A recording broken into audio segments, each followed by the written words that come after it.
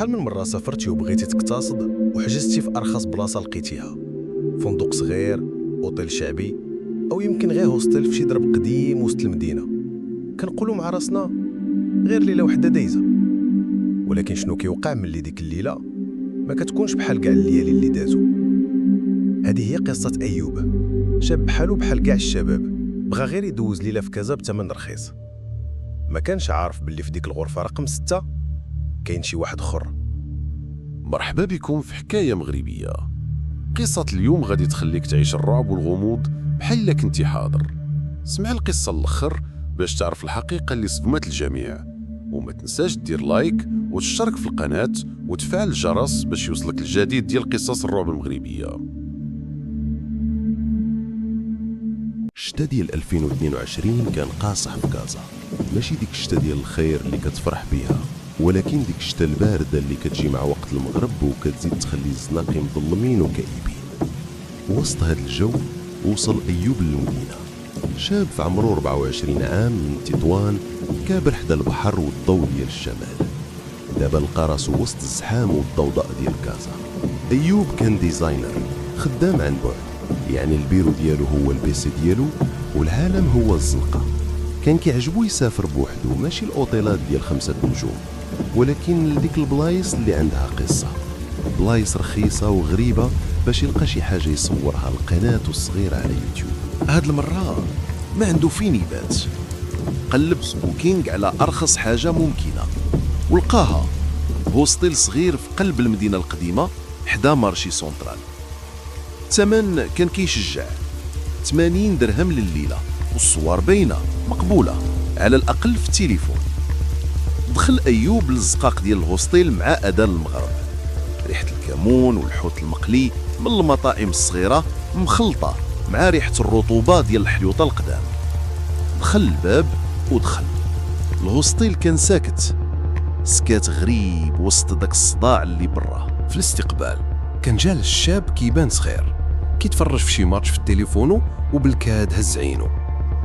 سلم عليه أيوب وعطاه سميتو. الشاب جبد واحد الساروت قديم معلق فيه بلاستيكا صفرا مكتوب فيها رقم 6.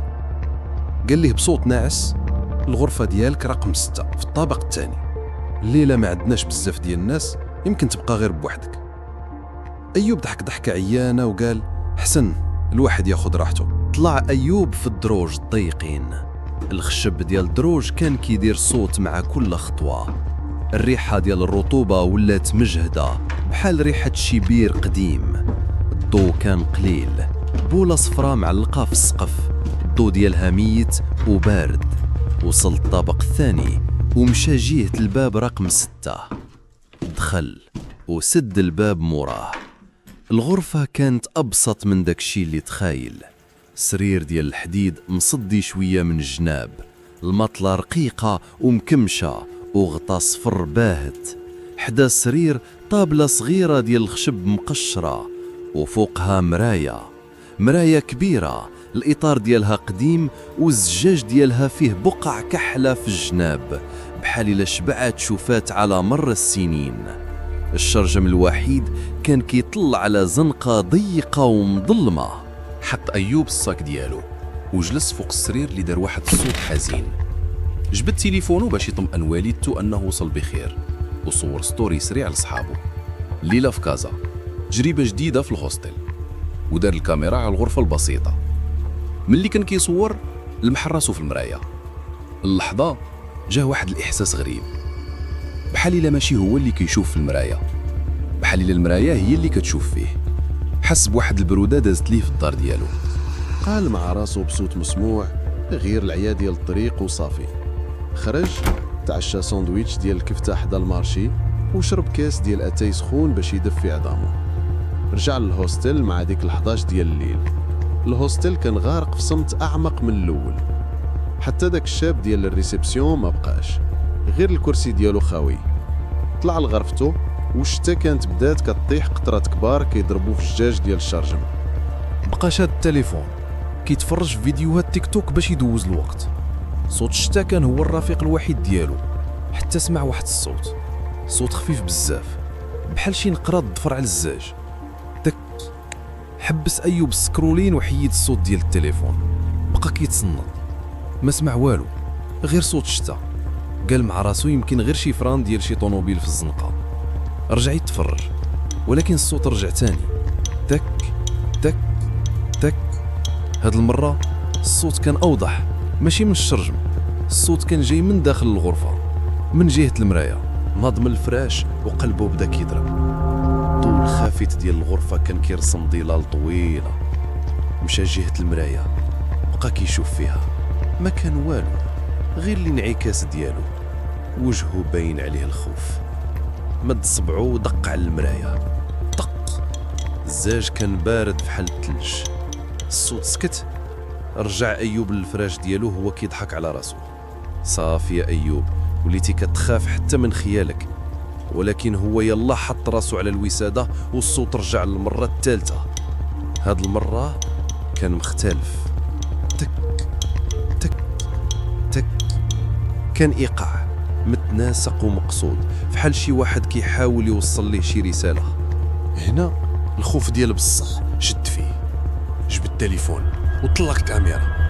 قال مع راسو غادي نصور هادشي ونشوف واش بصح ولا غير انا كنتخايل. وجه الكاميرا جهه المرايه وبدا كيهضر بصوت واطي.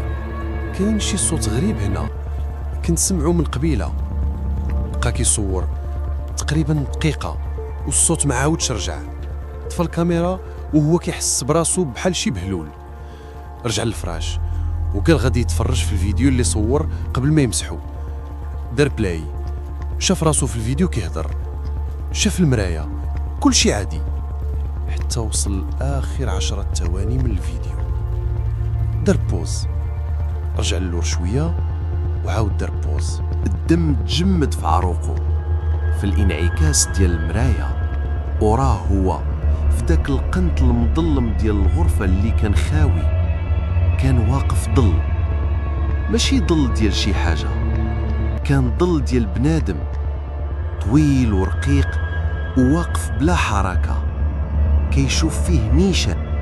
ضل واقف في غرفة خاوية، كيان كيبان غير في الكاميرا. شنو هو هادشي اللي ساكن في المرايا ديال الغرفة رقم 6؟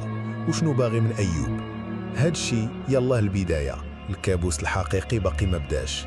إلا بغيتو تعرفوا شنو وقع من بعد، ما تنساوش تخليو لايك باش نعرفوا القصة عجباتكم، واشتركوا في القناة باش يوصلكم الجزء الثاني اللي غادي يكون كتر رعبا. قولوا لنا في التعاليق نتوما كنتو في بلاصة أيوب، واش كنتو غتهربوا ولا غتبقاو تكملوا التصوير؟